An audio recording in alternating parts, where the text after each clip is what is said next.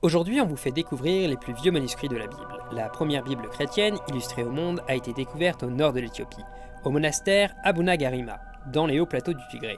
Selon la légende, les évangiles de Garima sont l'œuvre d'Abba Garima, un prince byzantin qui aurait fondé le monastère entre le 5e et le 6e siècle.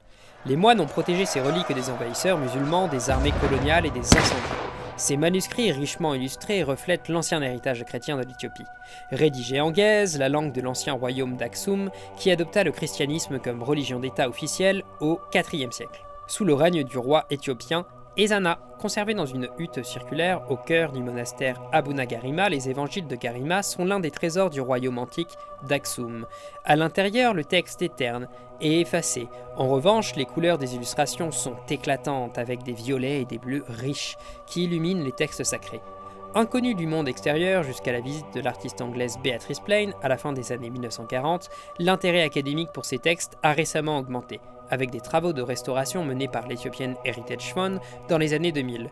Aujourd'hui, les chercheurs étrangers viennent régulièrement à Abuna Garima pour étudier ces évangiles qui ne sont pas seulement parmi les premiers textes complets des Écritures, mais offrent également un aperçu rare de sa langue, de la religion et de l'histoire de l'Éthiopie ancienne.